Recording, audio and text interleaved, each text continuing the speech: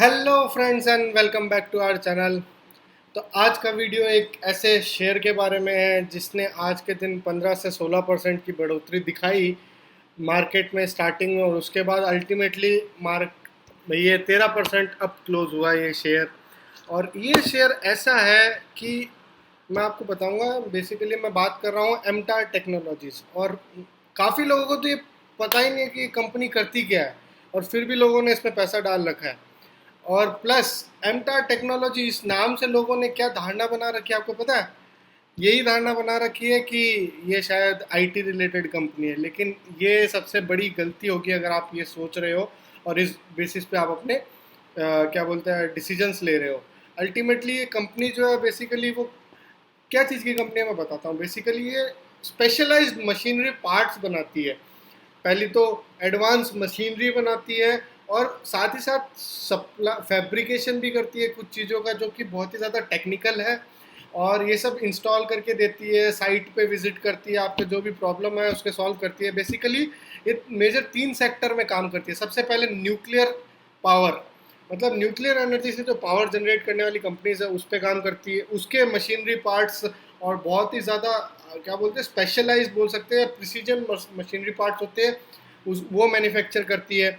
दूसरा जो है वो डिफेंस और एयरक्राफ्ट, जो डिफेंस के रिलेटेड या फिर एयरक्राफ्ट के रिलेटेड, या फिर हम लोग ये इसरो नासा ये सब बात करते हैं, ये जो रॉकेट्स बनते हैं इनके पार्ट्स बनाती है, बहुत ही क्रिटिकल पार्ट्स बनाती है। और तीसरा, और जो कि सबसे ज़्यादा इम्पोर्टेंट मेरे हिसाब से, क्लीन एनर्जी पे जो फोकस आ रहा है। एनर्जी, क्लीन एनर्जी के रिलेटेड जो भी प्रोडक्शन होता है, हाइड्रोजन से जो अभी बात चल रही है, हाइड्रोजन इज़ द फ्यूचर। और हाइड्रोजन से एनर्जी जनरेट करना या फिर ग्रीन एनर्जी जनरेट करना, इसके रिलेटेड काम, ये 3 पोर्टफोलियो मेजर है इस कंपनी के, इसके रिलेटेड ये काम करती है। और एशिया में one of the biggest manufacturing और बेस्ट मैन्युफैक्चरिंग फैसिलिटी है ये, सबसे बड़ी बात ये। तो आप सबसे पहले तो इस बात को समझे कि ये आईटी से रिलेटेड कंपनी नहीं है, और इसको आप गलत मतलब एज ए आईटी कंपनी ना देखें। सबसे पहली बात तो ये। तो आइए स्टार्ट करते हैं हमारा वीडियो। डिटेल एनालिसिस करेंगे इस कंपनी के ऊपर में, और एंड में मैं बताऊंगा कि ये कंपनी आपको रखनी चाहिए नहीं रखनी चाहिए, या ऐड भी करनी चाहिए या नहीं करनी चाहिए। तो चलिए स्टार्ट करते हैं।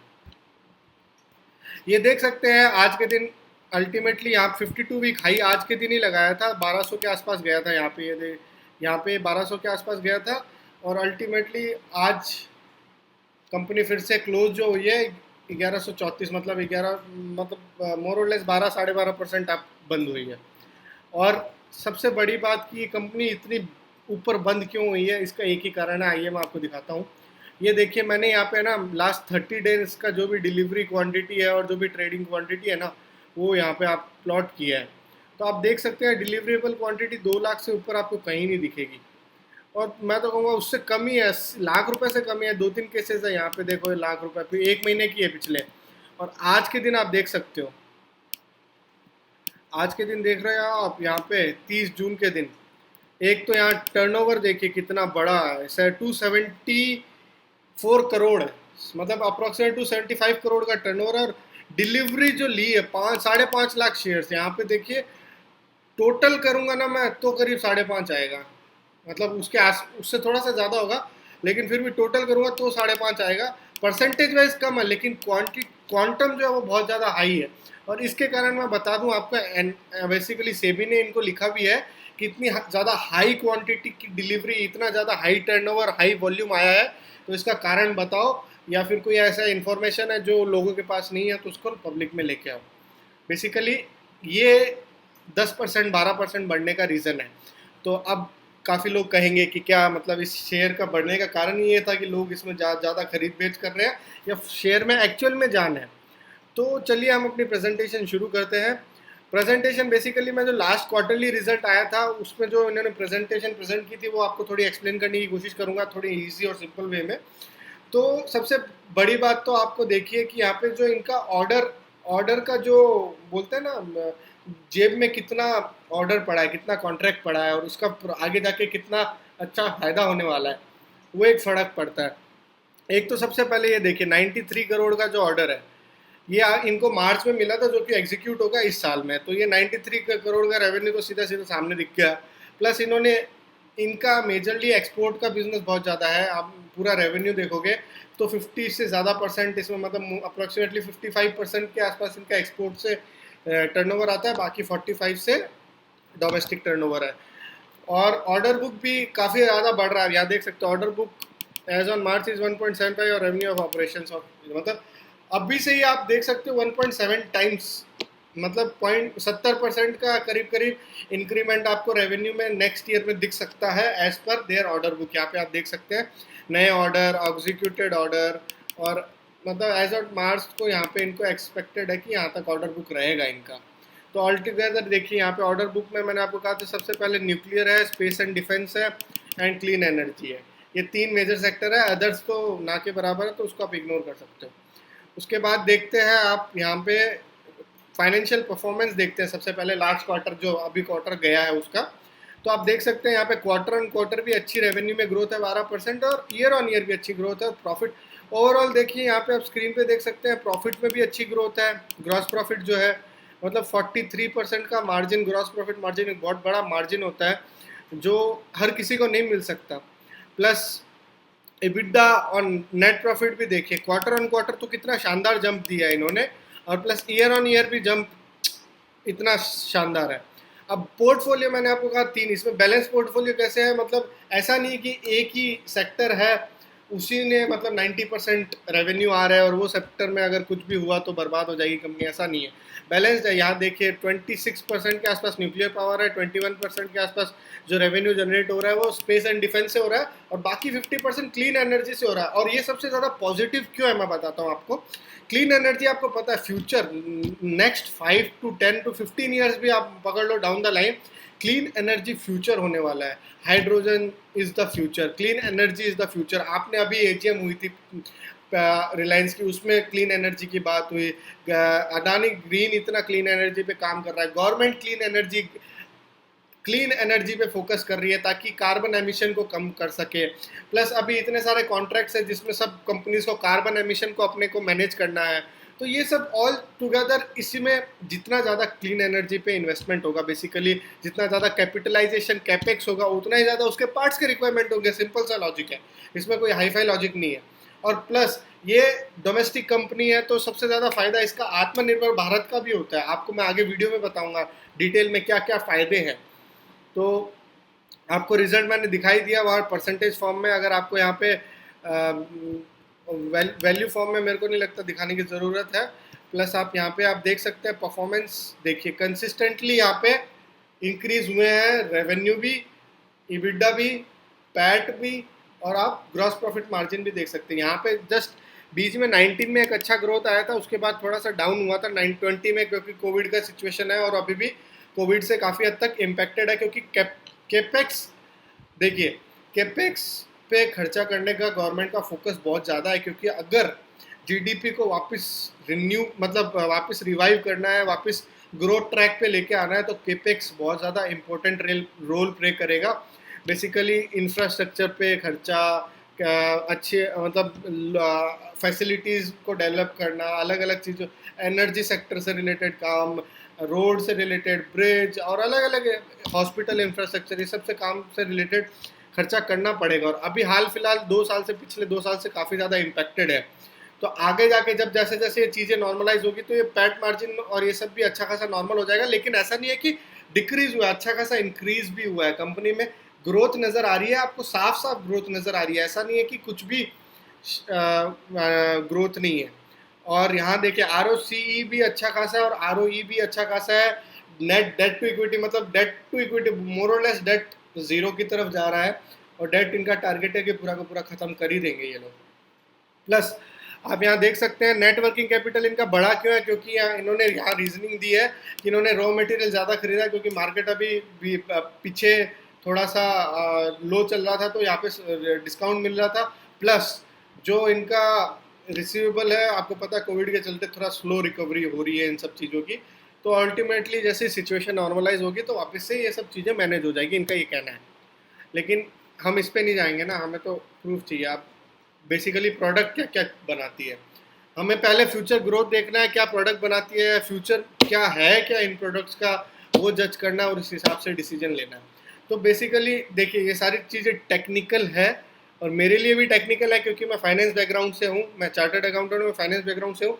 तो जितना ऊपर ऊपर से मुझे समझ में आएगा मैं आपको समझाने की कोशिश करूँगा। बेसिकली इंजन से रिलेटेड कुछ कुछ स्पेयर पार्ट्स बनाती है, रॉकेट के इंजन से रिलेटेड, यहाँ देख सकते रॉकेट के इंजन से रिलेटेड है। हॉट बॉक्सेस क्या है, बेसिकली हाइड्रोजन और एनर्जी से रिलेटेड जो भी काम होता है वो हॉट बॉक्सेस के अंदर जो काम होता है उसके रिलेटेड हॉट बॉक्सेस भी बनाती है।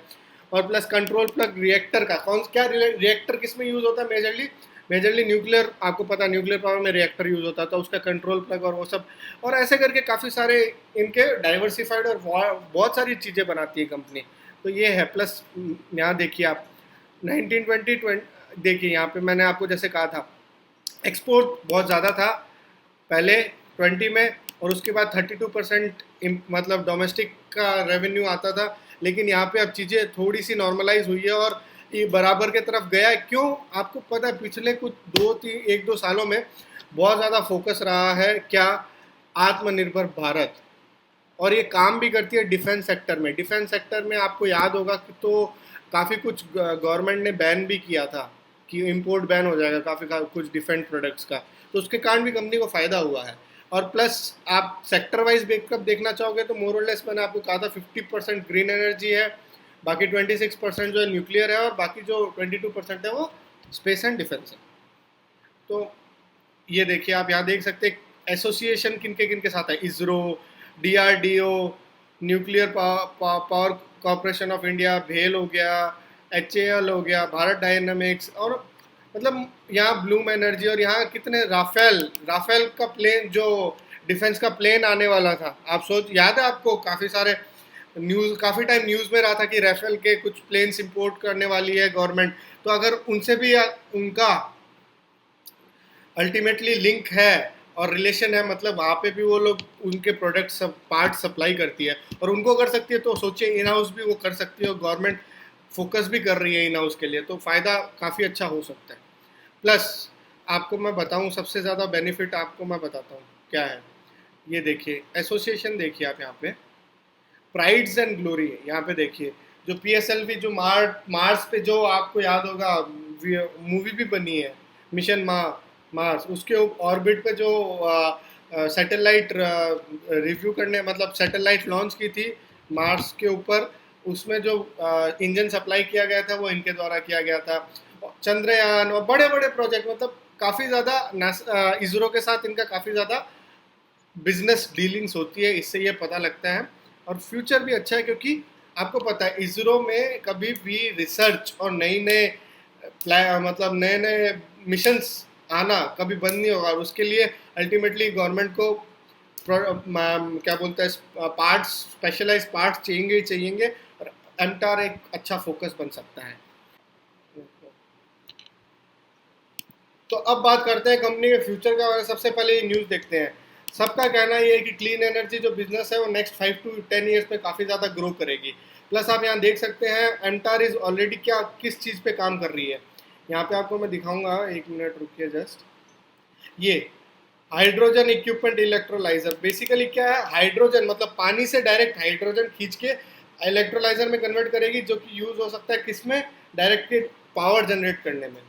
प्लस और क्या क्या बेनिफिट्स है इस कंपनी के मैं आपको बताता हूँ। सबसे पहले आप ये देखिए कि जो न्यूक्लियर कैपेसिटी है गवर्नमेंट इंडिया की, वो इंक्रीज करने की सोच रही है, 6 से लेके बेसिकली काफ़ी ज़्यादा इंक्रीज करने की सोच रही है। दूसरा, जो गवर्नमेंट है ऑलरेडी काफ़ी ज़्यादा सैंक्शंस दे दिए हैं, बेसिकली 14 फ्लीट रिएक्टर कैपेसिटी क्या होगी उनकी, 7000 मेगावाट की कैपेसिटी के 14 फ्लीट रिएक्टर्स का अप्रूवल दे दिया मतलब इस्टेब्लिश करने का।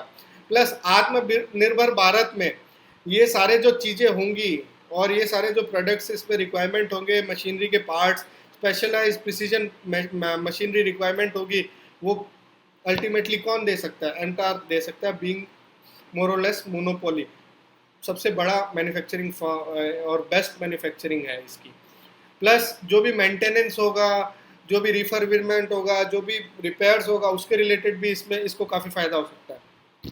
ये तो पहली बात होगी। दूसरी बात क्या है, इसरो के नेक्स्ट 2 ईयर में प्लान क्या क्या है, देखो 31 सैटेलाइट मिशन है और 32 लॉन्च है, टोटल 32 लॉन्च है, जिसमें कि अलग अलग बेसिकली अलग अलग पार्ट्स यूज होंगे उस सैटेलाइट्स को बनाने के लिए, लॉन्चेस को करने के लिए। तो उससे काफ़ी ज़्यादा फायदा हो सकता है, क्योंकि डिमांड है, अल्टीमेटली डिमांड को कैप्चर करने की ज़रूरत है, डिमांड तो है ही कंपनी के लिए। प्लस जो एफडीआई है, एफडीआई का इन्वेस्टमेंट बढ़ा दिया तो काफ़ी ज़्यादा इन्फ्लो आया है एफडीआई के अंदर, पहली बात। दूसरी बात, जो डिफेंस एक्विजिशन पॉलिसी आई थी 2020 में, आपको याद होगा, उसमें क्या हुआ था, 101 जो डिफेंस के रिलेटेड आइटम्स है वो बैन कर दिए थे फाइनेंस मिनिस्टर ने। तो जिसके कारण क्या हुआ, अल्टीमेटली डिमांड उसकी कहाँ आ गई, डोमेस्टिक मार्केट में आ गई। डोमेस्टिक मार्केट प्लेयर्स ही उसमें बिड कर सकते हैं, उसके रिलेटेड गवर्नमेंट अगर कुछ एक्वायर करेगी तो इसका फ़ायदा किसको हो सकता है, इनडायरेक्टली एमटार को हो सकता है। और प्लस आपको पता है ग्रीन एनर्जी पे गवर्नमेंट भी कितना ज़्यादा फोकस कर रही है, हाइड्रोजन क्लीन सॉल्यूशन बोला जा रहा है, क्लीन एनर्जी सॉल्यूशन बोला जा रहा है हाइड्रोजन का, और ऑलरेडी वो इस पर इतना अच्छा काम कर रही है। तो ऑल इन ऑल मुझे एक लगता है कि एक अच्छी कंपनी है, और लेकिन अभी बहुत ज़्यादा हाई चल रही है, 52 वीक हाई, थोड़ा सा वेट करेंगे। अल्टीमेटली मे बी देखो, थोड़ा रिस्क लेना है तो लेके आपको, अल्टीमेटली ये सब कंपनी जो है लॉन्ग टर्म के लिए है। सबसे पहली बात तो आपको टाइम देना नहीं आता तो आपको स्टॉक मार्केट में इन्वेस्ट ही नहीं करना चाहिए। आपको टाइम देना आता तो ही आप स्टॉक मार्केट में इन्वेस्ट करिए, नहीं तो मत करिए, पहली बात। दूसरी बात क्या है, अगर आप टाइम दे सकते हो तो हो सकता है आप अभी ले लो। ऐसा नहीं है कि पूरा का पूरा, जो सपोज करिए आपका टारगेट है इस कंपनी में आपको 10,000 इन्वेस्ट करना है, तो ऐसा नहीं कि अभी के अभी पूरा का पूरा 10,000 डाल दो। 2,000, 3,000, 4,000 जो भी डाला एक बार का, उसके बाद थोड़ा वेट किया, थोड़ा करेक्शन, अब इतना अप मूव आया है तो आपको पता है करेक्शन आएगा, थोड़ा टाइम लगाएगा लेकिन करेक्शन आएगा, और अच्छा खासा आता है। जब कंपनी अपने 52 वीक हाई के आसपास होती है ना, तो एक अच्छा खासा करेक्शन आने की उम्मीद होती है कंपनी में, चाहे वो कितनी ही बड़ी लार्ज कैप कंपनी हो, आती है। तो करेक्शन आए तो आपको वो मौका बनाना है, उसको उसमें अपना एवरेजिंग करना है, ये कर सकते हो, या फिर आप वेट कर सकते हो। लेकिन इसमें मिसिंग आउट क्या, फोमो क्या रहेगा कि हो सकता है कि कंपनी इसके बाद नीचे आए ना, एकदम ऊपर जाए फिर थोड़ा नीचे आए, तो वो हो सकता है। तो आप उस हिसाब से अपना डिसीजन लो। अल्टीमेटली मैंने आपको सारी चीज़ें बता दी इस कंपनी के बारे में, डिसीजन लेकिन आपका होना चाहिए, आपको क्या सही लगता है। मैंने जो बातें कही वो आपको सही लगती है कि नहीं लगती है। हो सकता है कि मेरा बायसनेस हो, क्योंकि ऑलरेडी मेरे पोर्टफोलियो में स्टॉक है, और ये ज़्यादा नहीं है, थोड़ा बहुत ये लेकिन है, तो हो सकता है आपको लगे कि मैं बायसली बोल रहा हूँ कि हाँ आप भी माल उठा लो। नहीं, ऐसा नहीं है। आपको लग रहा है अगर बायस है तो आप अपने इन्वेस्टर कंसल्टेंट से, इन्वेस्टमेंट कंसल्टेंट से अपना राय ले सकते हैं। बाकी एक अच्छी इन्वेस्टमेंट बन सकती है लॉन्ग टर्म के लिए, और आपको पैसा बना के दे सकती है अगर आप टाइम देना सीख लो तो। गोल्डन रूल क्या है, अच्छी कंपनी ढूंढो और टाइम देना आना चाहिए। ये दो अगर आप चीज़ अपने दिमाग में, गोल्डन रूल, हर शेयर को लेने से पहले अगर आप ये इम्प्लीमेंट करेंगे ना, तो आप पक्का स्टॉक मार्केट से पैसा बना के निकलेंगे, ये मैं आपको लिख के दे सकता हूँ। तो आज के लिए इतना ही। Thank you for watching the video. Please subscribe करें, इतना ही मेरा रिक्वेस्ट है। जैसे जैसे सब्सक्राइबर बढ़ते हैं, आप अच्छे रिव्यूज़ देते हो, कमेंट्स देते हो, लाइक करते हो, वो हमारे लिए मोटिवेशन का काम करती है कि हमें आज रोज़ वीडियो बनानी है या कल जाके वीडियो बनानी है, जिससे मैं आप जो भी मेरी फाइंडिंग्स है वो आपके साथ शेयर कर सकूं और आपको भी उसका फ़ायदा मिले। Thank you, take care, stay home, stay safe.